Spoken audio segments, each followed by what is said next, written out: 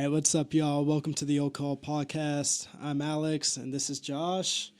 And today, we're going to be dropping truth bombs for y'all. It's about to get real, so here we go. Yeah. I've had staff duty a lot. I've never had any major issues. Not like Andrew, where he had like a fire and like some like what was it? Some Exorcism.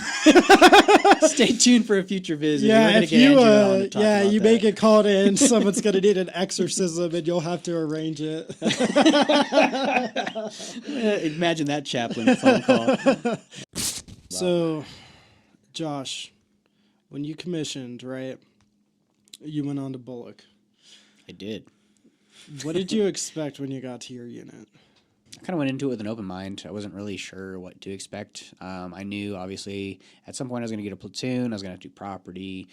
All like the training. We were going to deploy soon, so I didn't really have much expectations other than like what I previously knew lieutenants did. So, like, what was the difference between the way ROTC portrayed active duty life and what you actually experienced once you got to your first unit? Because for me, like, Bullock wasn't really that big of a difference from ROTC.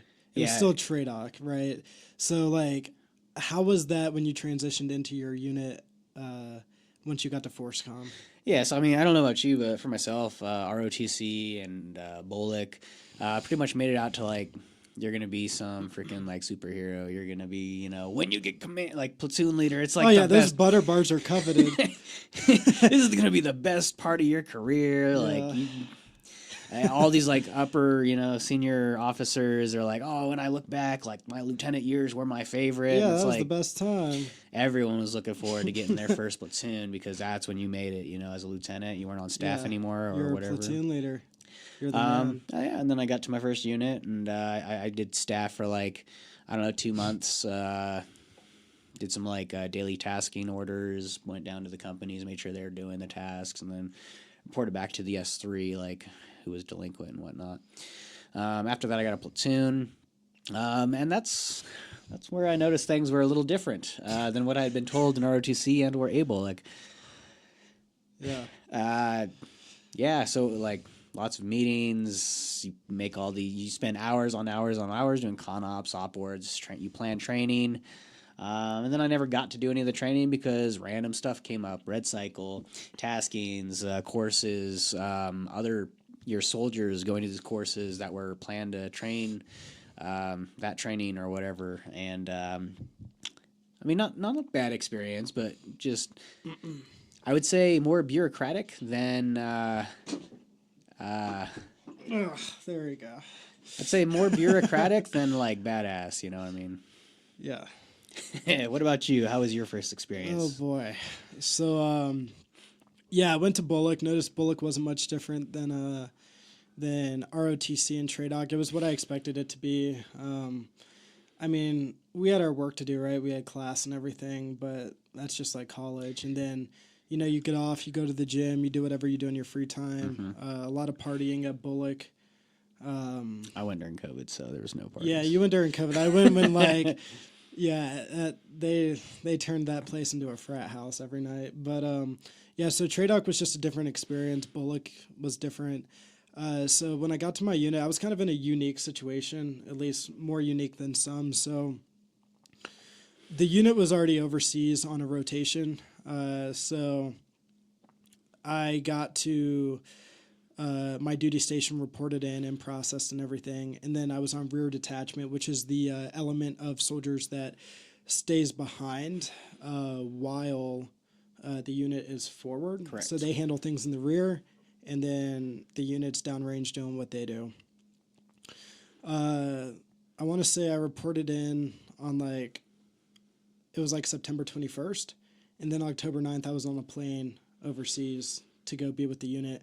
When I got to the unit, they were on the tail end of the rotation, so I was only there for about 2.5 months. Mm-hmm. I was in the S3. Because of where the unit was geographically and everybody was so spread out, they did not send me to a platoon. They kept me on staff, and I did that. My experience overseas was different than what it is in garrison. When we got back, we went on block leave for Christmas time. And in January, that following January, I had taken on my platoon. And that's when the Army got boring. That's when you realized it wasn't everything that ROTC and or BOLIC made it out to be. Yeah, correct? so I took on the platoon, and it was an awesome feeling. Like, thank God I'm getting a platoon. Like, I don't have to be on staff my entire LT time, because that does happen to some people. Some LTs are on staff the whole time. You went in thinking, I'm going to make some change. Oh to yeah, this I thought organization." I was gonna show up. I was gonna fix everything that's wrong, and I am going to be God's gift to logistics, and that is not how that is not how it played out. I do love my platoon. I'm still a platoon leader. However, there's a lot of stuff about being a platoon leader and being in leadership as a company grade officer that ROTC doesn't tell you about. They want you to see the more exciting stuff. They want you to hear the more appealing things about the life than what you're actually going to experience the majority of the time. Yeah, so like ROTC, camp, your BOLIC and all that, they're going to be It's depending just on where Army, hua. offboard this, Yeah. battle drill 1 alpha, like you're going to do all the Yeah. cool, exciting stuff. But what they don't really, what I wasn't prepared for anyways, all the monotonous meetings, all of the administrative tasks, all the small things that get in the way of you actually doing your job. So in a minute, that's what we're going to talk about. So stay tuned for that. Yeah. Let's talk about property, huh? Our favorite, every lieutenant's, favorite topic is unfortunately property. Yeah. So I'll talk a little bit about my experience. My first platoon that I had, when I got there, I had about 2 weeks to do the changeover. So that was 2 weeks to do all the layouts, all of the bombs, the 2062s, What's a bomb? the bill of material. Yep. So basically, it's like a fancy thing that it's more in depth than a hand receipt. Yeah, it's what you guys would see. Like, that's what they give us at CIF, right? So if you've done a CIF draw, it's a bill of materials with like listing every Nowadays, they come with thing you're pictures. getting. Now, the pictures might not always be accurate, so go off of the NSNs on the paper and match it with the item. Don't just match the picture with the picture, because I have seen pictures be wrong. But anyways, yeah, my first platoon, damn it. Yeah, so I had 2 weeks to do the whole changeover, see all the property. I think at that point I had, I don't know, like maybe $26 million worth of property to include like 6 Bradley fighting vehicles and then all the other stuff that came with that. So my platoon sergeant was there briefly, and then he went to Master Gunner School. So I didn't have a senior NCO looking over everything, making sure that all the layouts were happening correctly. And then I was kind of just like at the mercy of the guy that I was replacing to get all of the materials squared away and ready for me to like sign. At the end of the day, I didn't get screwed over, but it is very easy to get screwed over by your predecessor if they know that they're missing some stuff. So property for me, like at ABOLIC, at ROTC, that was kind of like, I know I can get financially charged for this stuff if it goes missing. It's one of the things I'm actually more concerned about, like the training, the leadership, all that stuff I wasn't concerned about, but property, like I didn't have experience on the enlisted side for the most part. So going into this, it was a little bit more in depth than I was anticipating. But at the end of that platoon, when I transferred it over to the next person, I feel like I did a better job of getting everything ready and then going TM pictures, NSNs, bombs, 2062s, like all that stuff prepared. And then I walked them through, like if they had any questions, like we talk about it, and I wanted to be open and transparent. Like I'm not trying to screw you over. Like I have shortages. They've been annotated. Whatever you find, whatever you don't, just like it is what it is. I always made sure to sign down my stuff. So if things ended up going missing, it wasn't on me anymore. My second platoon that I had, I was a UAS platoon leader on the Shadow platform. So my book was like gigantic. It was a couple inches. The book didn't like close over. And I had a lot of civilian stuff too, so that was a little unique. I don't foresee a lot of lieutenants in that same situation. But at the end of the day, there was a lot of shortages. a lot of it was expendable, non-durable. So I didn't get charged for anything. That Yeah, was short, basically, if it's expendable, that means like to an extent. you don't necessarily get charged. It's those durable items, like more high dollar value items that if they go missing, that's what you end up getting charged for. Or like the COEI component of an item. Yeah. So like as like having the whole item itself. So if it's like a toolbox, you have the toolbox and most of the tools, and then each individual item is just part of it, and a lot of them those items tend to be expendable items. So like if a wrench goes missing a lot of times, or socket, like it'll go as expendable. And Yeah, I mean, you get with your supply NCO and you put it on order, and that's a way to minimize getting charged for it. yeah. So another thing I noticed, you do your platoon leader, change of command, whatever, your layouts there. You also do, every time you come out of the field, part of your AOM, your after operations maintenance, you're going to do layouts, you're going to do any kind of shortage annexes, and that's your chance to get things written off. And then you're also going to do these again for whenever there's a new change of command. Yeah. So Alex, I know you just had a change of command, Yeah. and you did property recently. How was that? Yeah, so I recently went through. So a change of command inventory is basically when a new company commander takes or comes in and takes command. So a new captain showed up, and that person is going through the entirety of the company's inventory or property, and it takes weeks, if not months, to go through and inventory the entirety of the company. So for my platoon, I have the biggest platoon in my company, and we also have the most amount of stuff. And so, yeah, a lot of just long days of laying out equipment, and the layout in and of itself takes a minute. Like you have to prepare and make a schedule for your layouts. Because if you don't, it easily can get confusing. And so like having a schedule of, okay, at this time, the soldiers are going to lay out all the equipment, and they're going to do it according to the bill of materials, the bomb, or the SCO. What is SCO, man? I forget what it means. It's kind of like a bomb, but Unless basically they lay it out accordingly. That way it makes things quicker so that when the new commander is going through, they can be like, all right, got this, and everything goes a bit smoother. But yeah, it's very tedious. It's very exhausting. It takes a lot of time. And one of the conflicts we ran into, or friction points really, was the fact that just because there's inventories going on and they have to get done, does not mean your platoon's not doing anything else. or that you have to do like battalion taskings.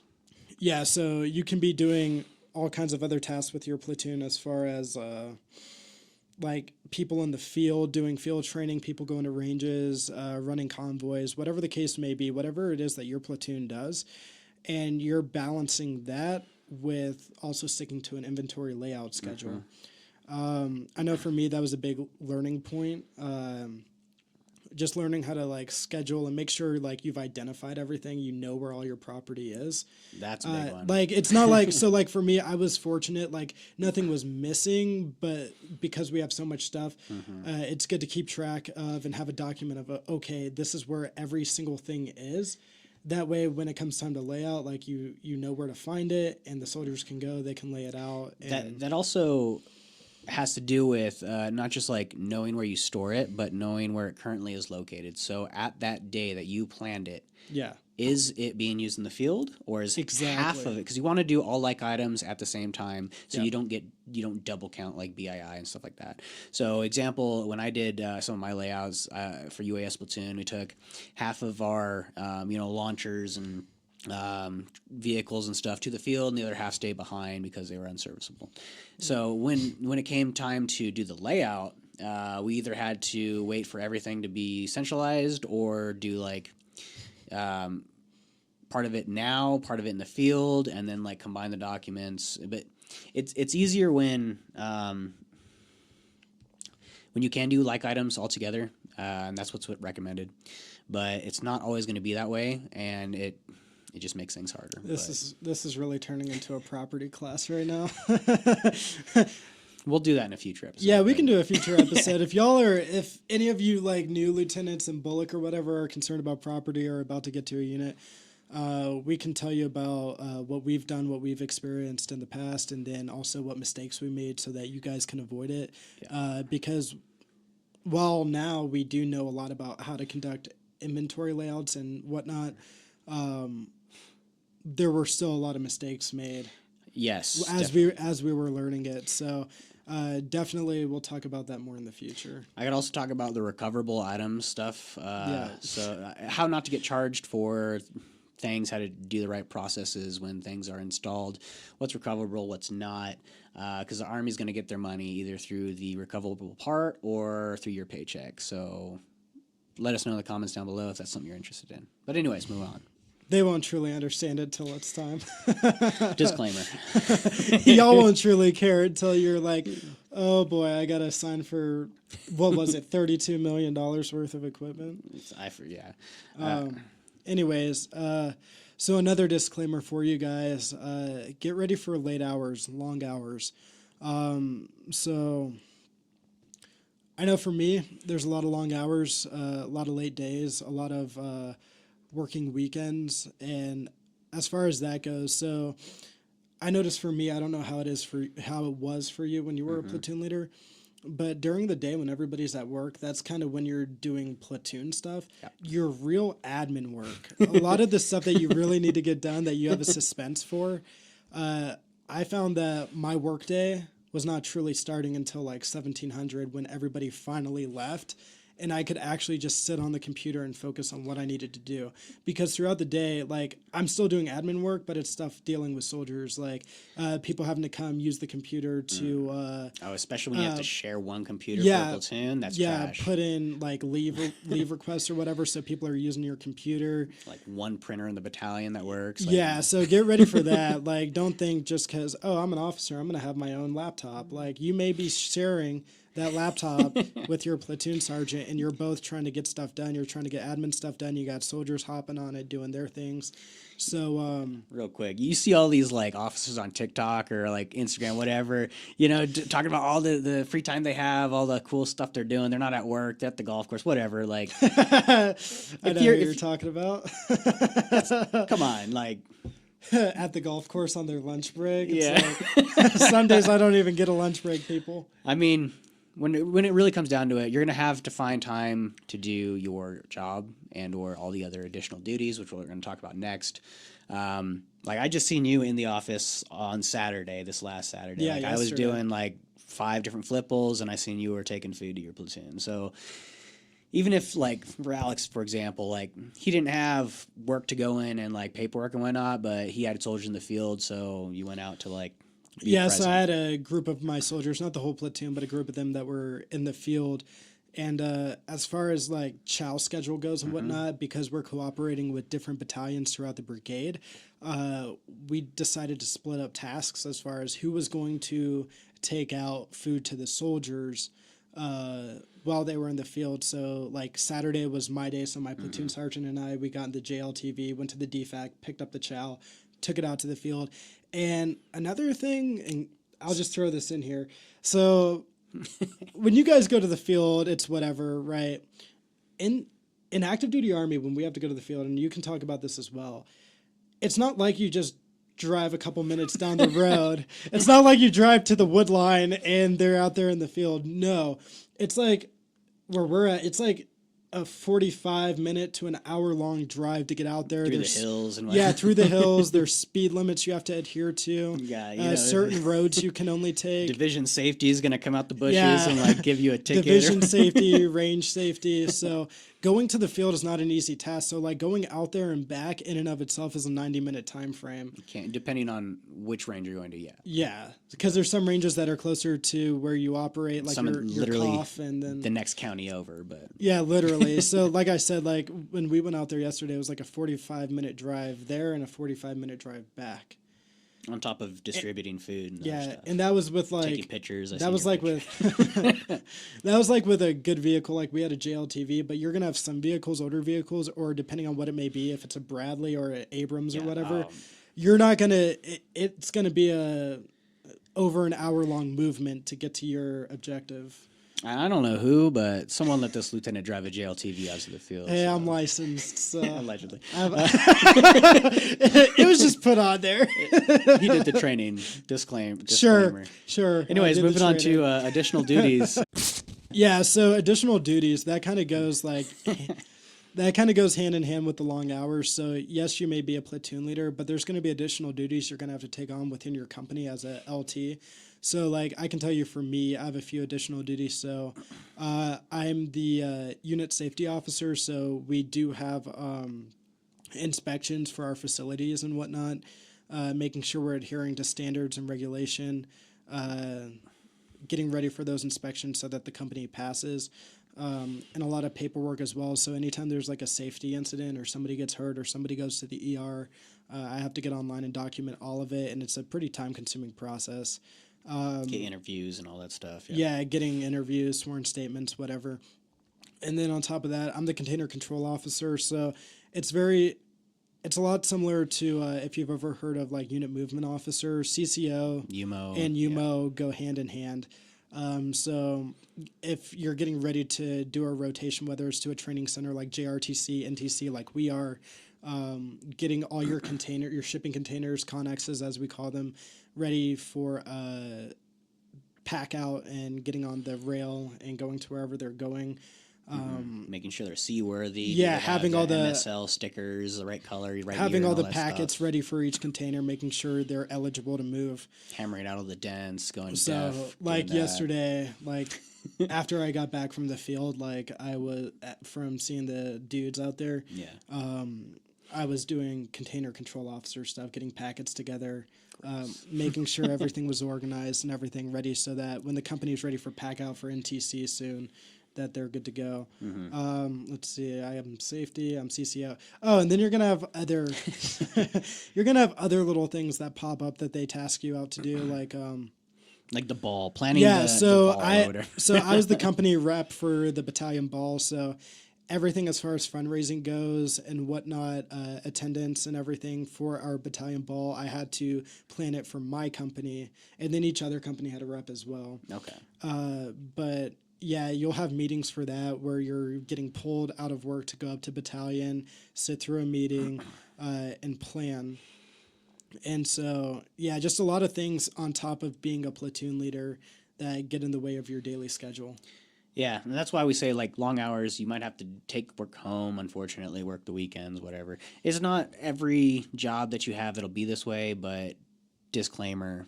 It'll likely happen at some point in your career. Yeah. I mean, when I was PL the first time, I had the CCO, the container control officer, and the safety officer additional duties, and then my second platoon, I had to do like the environmental and the funds custodian. So I had to like or hazmat. Yeah, I didn't have to do that one, but on top of your day job, you're going to have other additional duties. Moral of the story. Yeah, so that ends up taking a lot of time as well. Yeah. Next one's a little spicy. We're going to talk about getting married. Oh. Yeah. You want me to take this one? Yeah. Yeah. So I keep in touch with a lot of the cadets back at my school. One of the things that I recommended, so I'll backtrack a bit here and tell you my personal situation. So, like I said, I commissioned, I went to Bullock, did Bullock for 4 months, PCS to my first duty station.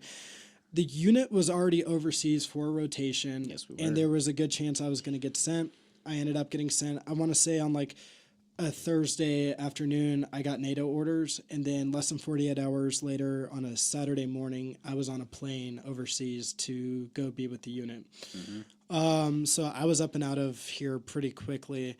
And the cool part about it was You were single. I'm single. You could just I'm do not it. married. I don't have a dog. So like I don't have a pet or anything. So it's like He doesn't have a fish. so like me, I was cool with it. Like I'm like, all right, peace. I'm gonna go pack up my gear, and I was on a plane that week. So it was easy. I was able to go overseas, do my job, have a good time, and do what I needed to do without having to worry about what's going on back here. But you also got a caveat on top of that too. Like, you just moved from your home state, your My hometown where I went to college. Bullock. Yeah. You go to Bullock for less than a year, and now you go to this new unit, and then within like matter of days or weeks or whatever, you're in another country. Like, because he was single, he was able to do that. No issues, no divorces, not yet, anyways. So it's just easier for myself personally. I knew I was going to be moving. Like, I haven't been able to stay in one location for more than a year since commissioning, and I haven't even like tried to date, find a girlfriend, wife, anything. Like, I'm just maybe someday we'll see. I don't know, but yeah, we're not saying like you'll never get married or you shouldn't ever get married, but fact of the matter is, and this is subjective, but this is just my word of advice. If you can stay single until you get established, so get through Bullock, get to your first duty station, get on your feet with your job and everything. Now, if you're dating or whatever, you're not engaged, or if you're just dating, sure, keep it going, see how it goes. See how that person does while you're away from them, if you guys are long distance. Yeah, like if your significant other's in another state and you're at your new duty station, but you guys have been dating seriously, see how it goes. See how the long distance thing goes and how they're going to handle it. Because when you get married, if you end up going overseas, you're going to have an idea of like, okay, this is how they're going to handle it. Or you may see, you know what, this isn't going to work out and I want a career in the military. I need to cut this off, or I need to find someone different that can handle it, or whatever the case may be. So yeah, for me, I was able to do all that awesome stuff. Without not having to worry about it. Not have to worry about anybody or anything. The only person I really had to deal with was like my mother, because she was concerned about. He's a mama's boy. So. Yeah, she was concerned about me going overseas. But it is what it is. You're that's gonna be a lot of kids. Their parents are gonna be like, "What do you mean you're going overseas?" So I remember one thing you told me before we started this episode. What did your ROTC coach tell you?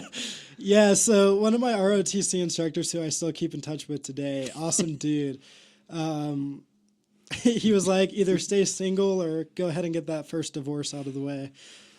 Obviously, it's a joke, but unfortunately, the fact of the matter is, the harsh reality is, you're going to see a lot of that in your career. So I don't know about you. Have you seen a lot of officers have marital issues? I know I've seen one. Yeah. I see it both officer enlisted. I've seen people go through like 3 marriages. I feel like in those cases, not my personal situation, like I would imagine they're trying to like rush into a relationship, and they didn't really like try the long distance thing. They didn't really get to know each other before proposing. Like, how long were they dating? I don't know the answer to those questions, but I would imagine if they're on their like 3rd or 4th try,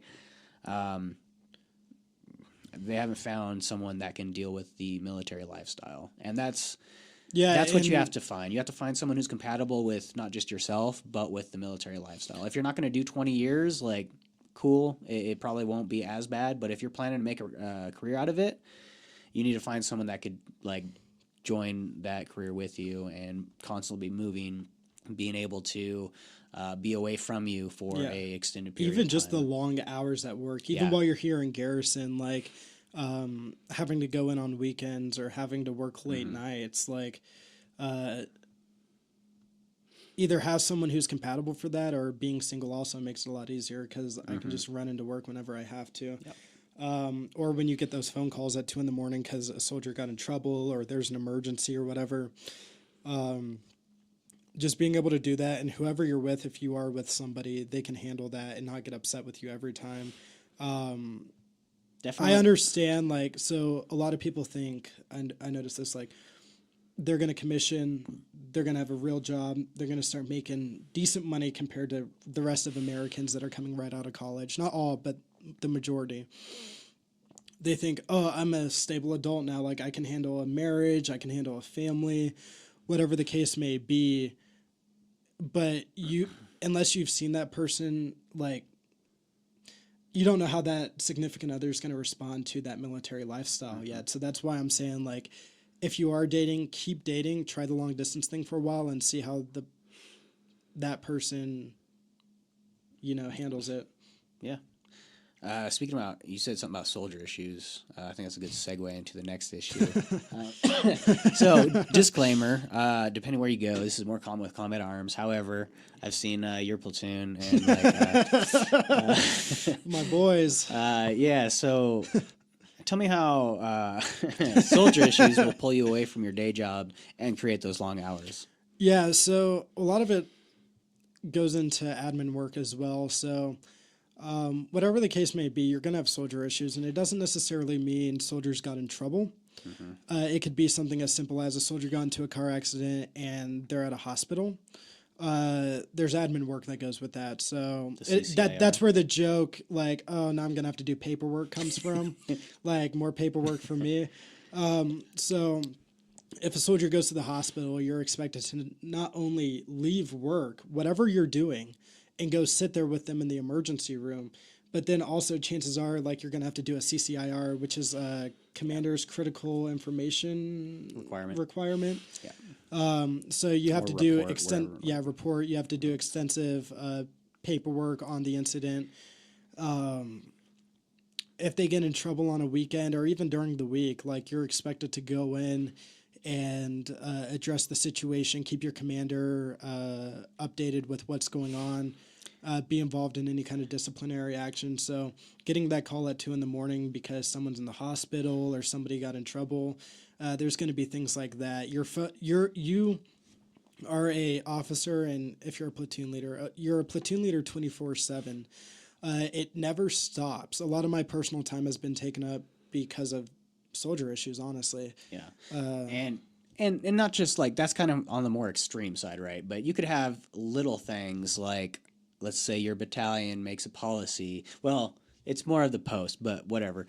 Anyways, like if you're going 10 miles over the speed limit and you have to, and you get caught, well, your soldier gets caught, my bad, then you or your platoon sergeant has to go answer to the BC with that soldier in their chain of command in their dress uniform, talking about why, come on, like, yeah, it's dumb, but it's happening here. Quick insert. Always have your dress uniform ready to go. Do not think after every time you wear it, you have to get it dry cleaned. You'll be fine. His still smells like beer. But I'm kidding. We'll edit that out. Please edit that out. But no, always have your dress uniform ready to go in case whatever it may be. I know for me, it's either like someone gets in trouble and okay, now you got to put on the silly outfit and go stand in front of the battalion commander, or you may have a memorial come up. Whatever the case may be, always have your dress uniform ready. That is an expectation. That's something that they don't really talk about a whole lot. To include awards, to include like rank, all that stuff. Yeah, just make sure the thing is like good to go. Yeah, I agree. Let's talk about what a typical work week looks like. I know it's going to be vastly different depending on the unit that you go to, the installation, whatever. We can speak to our experience so far. Yeah, so like Mondays, right? You got your motor pool Monday. Typically, that's when, as a platoon leader, you're going to oversee the maintenance effort, your vehicles, your fleet, whatever. Yeah. They're going to you're going to do your 5988s. You're going to do your PMCS. You're going to do make sure the mechanics, clerks, whatever, they're ordering parts. And then you're going to get to any kind of if you have meetings that day, you're going to do what was your experience with the typical Monday? So Monday for us, so in our unit, we call it, what is that, CMDP, Command Maintenance Discipline Program. So Motor Pool Monday, and you PMCS all your vehicles. So PMCS stands for Preventative Maintenance Checks and Services. That's basically when the entire battalion... Be surprised how many cadets don't know that. We're probably talking about a lot of stuff you guys have no idea about, but you gonna learn. If there's anything that we say that you don't know about, please drop in the comments. We'll clarify. Yeah, so Motor Pool Monday, that's when the entire battalion is doing routine maintenance, PMCS, on their vehicles. The 5988, like Josh mentioned, that's just basically a document where soldiers take it out. They do the PMCS and the evaluation according to the TM, the technical manual. And they basically document any faults with the vehicle or whatnot. So if a part is broken or if there's a leak or whatever the case may be, you're documenting it and you're initiating the process for a mechanic or whoever to come out and basically work on the vehicle, get parts ordered. So even though it sounds boring, that's going to be a big part of your life as a officer, regardless of what you do, especially if you're in a heavy unit or a mounted unit. Like Josh, when he was a Cab Scout platoon leader, they have Bradleys. That breaks all the time. Yeah, so Yeah, they do. going out, doing that routine maintenance, it's not exciting, but it's what you got to do to maintain your fleet, and that's just part of being in the Army, honestly. Yeah, I mean, back then, like in the mornings, we would do for the Brads anyways, you would do the whole, the actual like vehicle platform. We do that PMCS, 5988s and whatnot. Lunch break, come back, and then we do the turret PMCS. So like bigger platforms that are more in depth, you might end up spending the entire day or like maybe 3/4 of the day doing just the PMCS portion, the paperwork portion. During that time, you're also going to have mechanics come out, verify faults so that you can do what's called a QA/QC, quality checks, quality assurance or something. I don't really care. Anyways, basically, you do that so you can dispatch the vehicle. You typically dispatch it for the week, and then you close that dispatch on Friday because a lot of units only allow 1 week dispatches. But it forces the function, so I get it. But that was my experience. Let's move on to Tuesday.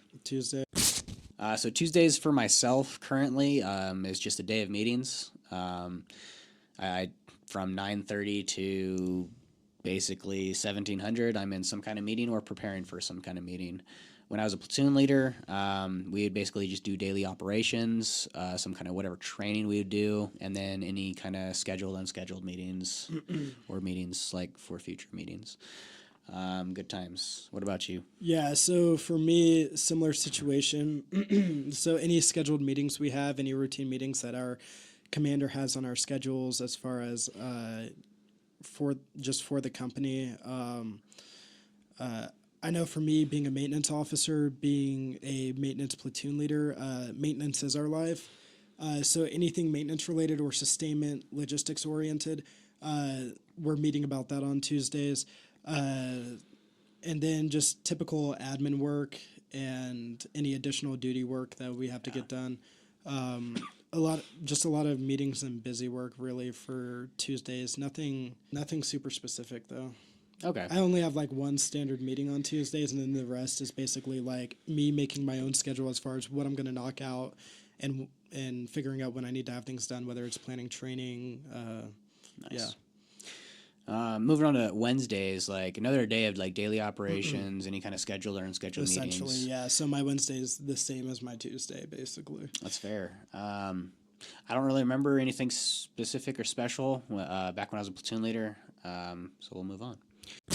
Thursdays. Yeah, so for me on Thursdays, Thursdays I have all kinds of stuff. So Thursdays are basically prepping for Fridays, so everyone can go home, and we'll get to Fridays here in a minute. But we start our Thursdays at our unit. We have combat focused PT, which you know that.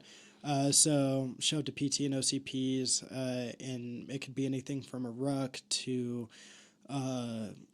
running with your kit, anything combat oriented, litter runs, whatever. And then Thursdays, in our battalion at least, we always have the big meetings. So each company has their training meetings. And that's basically, it's kind of like I'd say it's a lot like a sync meeting, really. So everybody in the company gets together in the conference room and goes over the training meeting slides, discusses HR metrics, discusses any financial issues that soldiers are having, anything that really needs to be addressed, discussing the status of the fleet, so making sure vehicles are good, looking at where our weak points are. Let's see what else. Talking about future training, really, and then the commander putting out any do-outs or guidance on what needs to take priority or precedence. Yeah, and I will say for a lot of these meetings, you're going to have products due days in advance. So those Tuesdays and Wednesdays might be the days that you build those products. Yeah, so those are the days I'm working on my training meeting slides, updating charts and whatnot. So we can present it to the commander on Thursday of like, hey, this is the status of the of my platoon. Yeah.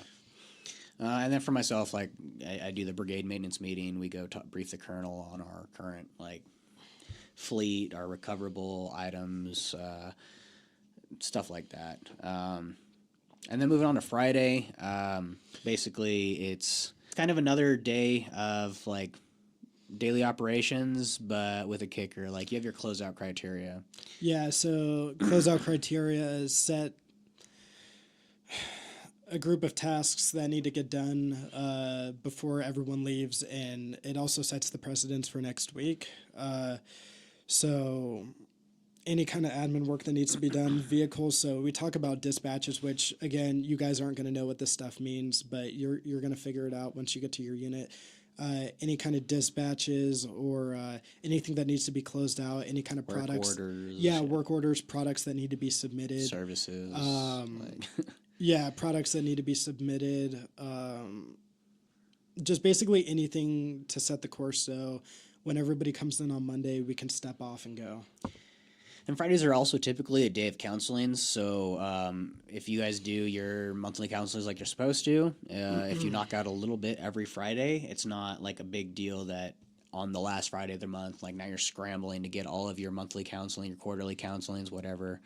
If you knock out a little bit every Friday or whatever day works best with your schedule, like that's the recommendation that I give you. Yeah, and to kind of put it in broad terms, right? So your day-to-day operations are going to be dictated by what the battalion schedule is, and the battalion is going to have a training schedule, right?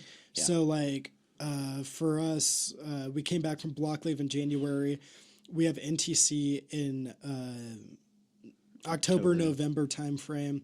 And then we have a rotation coming up beginning of next year. So everything we did from January all the way up until now, getting ready to go to NTC and then getting ready to go on the rotation, everything is in preparation for that. So it's a long-range training calendar and schedule of just training and tasks that need to get done to prepare the unit to do whatever it is needs to be done. So basically what you're saying is the battalion, they have their LRTC, their long-range training calendar. The companies then have their own training calendar that nests with that battalion calendar. Essentially. And then your platoons would be nested with the companies, allegedly.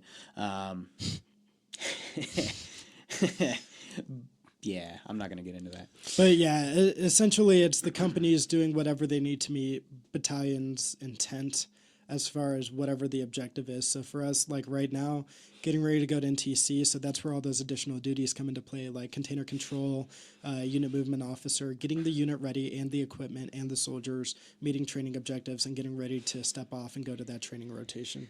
Yeah, so I guess what I was going to say is, like, don't be surprised if you don't do any actual Army training unless you're, like, combat arms or getting ready to deploy. Yeah, so that's a big one. It's kind of even separate from what we just got done talking about.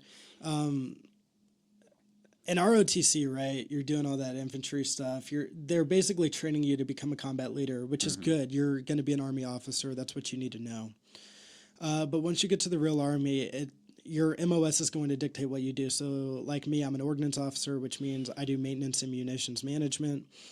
As a maintenance platoon leader, that's what I focus on is maintenance. Yes, there are soldiering tasks and training objectives that we have to meet as far as like gunnery, or I got dudes in the field right now doing mounted machine gun gunnery, getting our gun crews qualified on the gun trucks.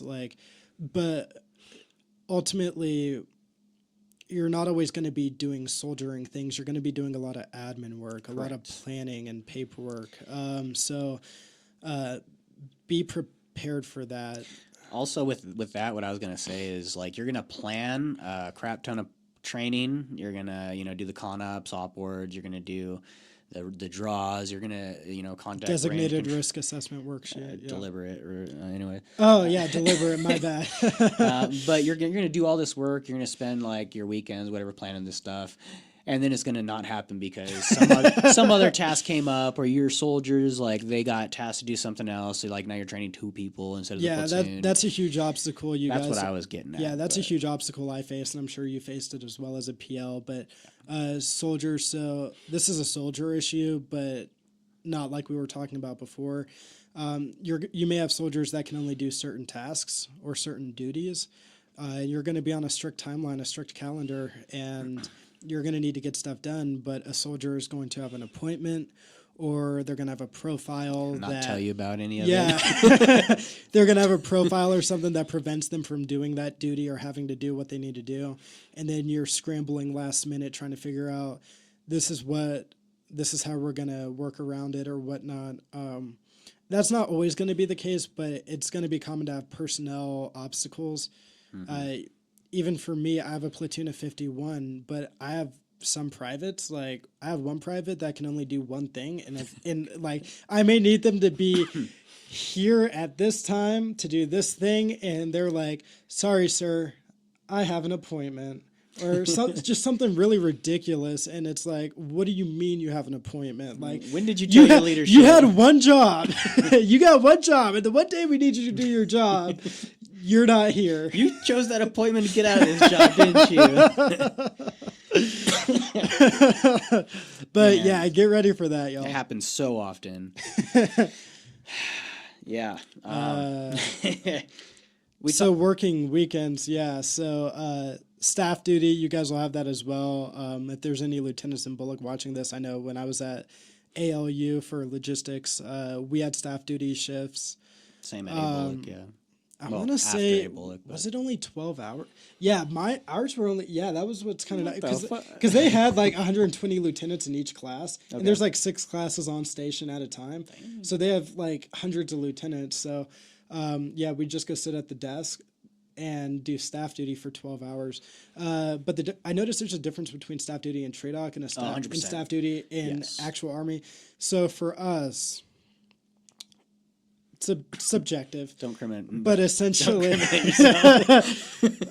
wait, aren't you on staff duty? Right? No, yeah, yesterday. I was on staff duty yesterday. Yeah, on the weekend. So staff duty here, you basically check in with the front desk at the barracks, which is where staff duty is typically located, or wherever. Sometimes it's your battalion, but yeah. So if you're doing just battalion staff duty, chances are because the battalion has their own barracks, there's a desk in there, a staff duty desk. There's NCOs and soldiers on staff duty, so you'll basically be the SDO, the staff duty officer. You'll check in with them, you'll give them your contact information if anything major comes up, like a Red Cross message or anything like that.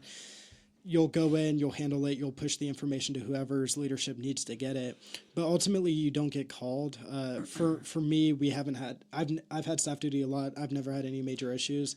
Not like Andrew, where he had like a fire and like some like what was it? Some exorcism. Stay tuned for a future visit. Yeah, if you make it called in, someone's gonna need an exorcism, and you'll have to arrange it. Imagine that chaplain phone call.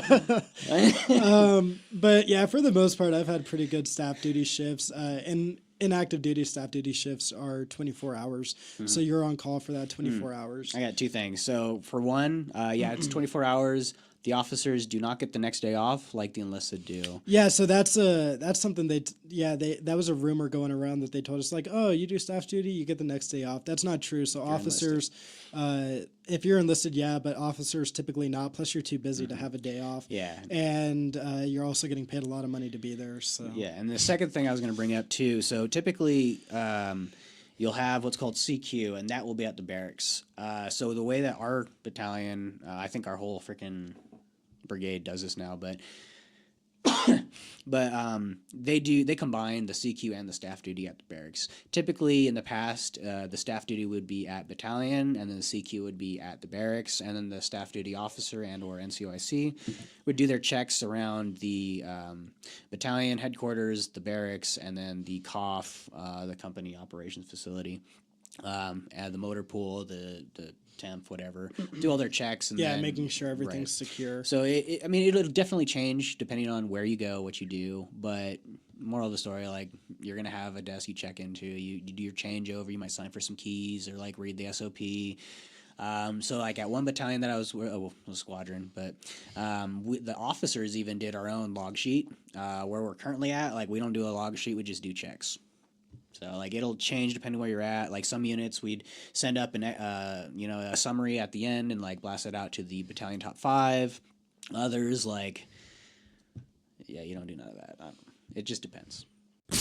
We're going to talk about politics for a little bit. I'll give my spiel, and then Josh, you can give yours. Not national, local, county. Yeah, politics. we're not talking Army about politics. we're not talking about the president. So as far as politics goes, how you interact with your leadership and with your peers. In the officer community, there's going to be a lot of politics. So basically, what I wanted to say on the politics thing is like, I know in ROTC and Bullock whatnot, they made it very clear like, oh yeah, go in, like let your intentions be known, tell them what you want to do with your career and all that, and they'll help you. Yes and no. So it depends on your leadership.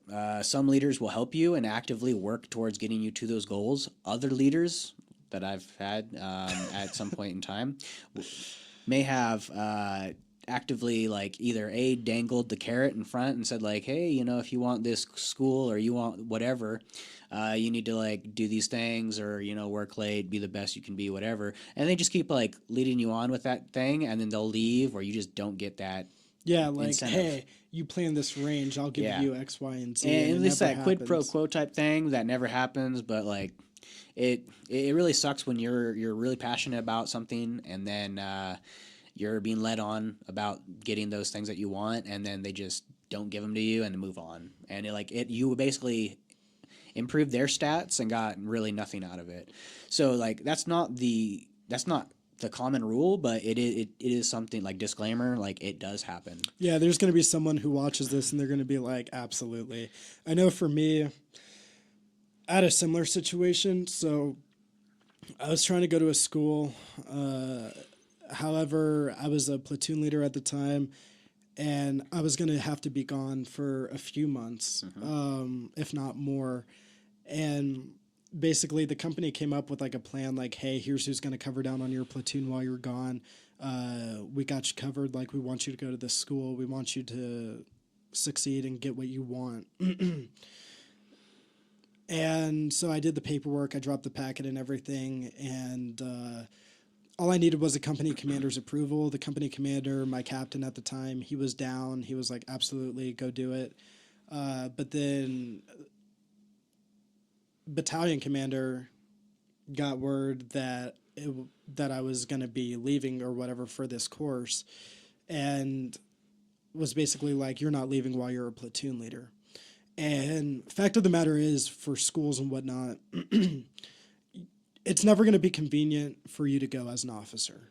It's never going to be a convenient time. Now, if you're like, let's say coming out of infantry Bullock, for example, chances are, what I've seen, like you're kind of guaranteed airborne and ranger. A lot of times, like that's just included in the package.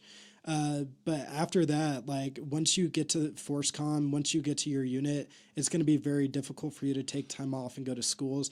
There, like I said, there are exceptions. Like if you go to the 101st Airborne, you're going to air assault school, and you don't come back to the unit until you have your air assault wings, right? Mm-hmm. If you go to the 82nd Airborne and you're in a airborne unit, like there are some units at the 82nd that do not jump. But for the most part, the 82nd does jump, and so you're going to go to airborne school, right? But if it's not a school that you absolutely need, it can be difficult to get your leadership to send you, just because you're going to be leaving, someone else is going to have to take over your duties, and it can just turn into a mess. Disclaimer. Yeah, like Josh said earlier, some leadership is going to support you, and then some leadership may be like, if it doesn't support the mission or what our objective is as a unit, you're not doing it. Yeah, so basically what I was going to lead with was politics. Be careful what you tell them. Not necessarily like withhold the information, but just get to know your leadership first. Get to know, like, are they going to support you? Are they going, like, what type of person are they? Are they in it for themselves? Are they going to, like, walk all over you to get what they want? Or are they, like, genuinely, do they care about people? Are they people first? Get to know them for a little bit before just telling them your dreams and passions. That's all I'm trying to say. Yeah, because like I said, I've ran into some leaders that if it doesn't directly support the mission, they don't typically care. they don't. It is what it is. Yeah. So the next thing we're going to talk about is promoting to captain. So Yeah, so OERs. Yeah. you're basically, as a lieutenant, you're basically going to get captain automatically as long as you don't get into trouble, like Yeah. legal trouble, sharp, EO, get a DUI. Like you're pretty much guaranteed to get it on the 4-year mark of your active duty. So Yeah. like the day you commissioned might, you wait a little bit, go to Bullock. That day that you move, like you start movement too, you go on orders. 4 years later, that's when your pin date for captain is, Yeah, pending so- any kind of legal stuff. Yeah, so from the year you go active, like the date you go active, 18 months later you'll pin first lieutenant. And then 4 months later, like Josh said, assuming you don't get in any trouble or have any major issues, you will pin captain. A lot of officers are concerned about OERs, and I think you should be, but it should not be your primary focus. OERs, from what we've seen, they don't truly get important until it's about time for, like, once you're a captain, because for major, you have to compete for that. Usually major on average is put on at 10 years in, so about 6 years after becoming a captain. But I do know if you get 4 top blocks on your OERs as a captain, you qualify to apply to make it below the zone. Yeah. So you may see some competition in that, but that's way down the road for all of us, honestly. Yeah, and like what I wanted to say about this is like MQs don't really matter as a lieutenant. Most qualified, so your top block. So you have your most qualified, your highly qualified, your qualified, and then your what? Unqualified. let's not worry about those. But I'm just saying. So like you're either so top block and second block are basically where you want to sit. You're almost guaranteed an HQ. HQ is the normal. You pretty much have to have some kind of adverse action to get anything lower than that, for the most part. Yeah, so negative counselings, any kind of trouble that you may get into, that's the kind of stuff that can hinder you. But ultimately, you'll get an HQ. You may get an MQ, but yeah, it also depends on your job too. That's another disclaimer, because if you're in an infantry battalion and you're an infantry officer, like you're like one of the more priority officers of the unit compared to, let's say, a sustainer. A logistician or a logistics officer in the forward support company for that battalion. Unless you're absolutely stellar, usually because the battalion commander can only give out so many most qualifieds, it seems like they typically prioritize like their MOS or whatever. Their MOS or whatever the battalion specializes Not in. always, but not always, yeah. but it is a thing. And then what I was going to say too, so about like the MQs not really mattering as a lieutenant, they do matter if you're trying to apply for a special position, or if you're trying to do some kind of like LT broadening assignment or whatever. That's when it would matter, but generally just to get to captain, that it's pretty much automatic. Yeah, so if you're applying to go to like a specialized unit or whatever where you have to put a package together, or like compete or whatever, yeah. Yeah, and you have to compete with your peers across the country in your MOS for that unit. You need to provide a officer evaluation report, and obviously you want it to be good. So. Yep. Yeah, I mean, hey, if you all can think of anything else, any other disclaimers you'd want to add to this discussion, like go ahead and leave them in the comments. Let us know what you think. Don't forget to like and subscribe. We got more content coming your way.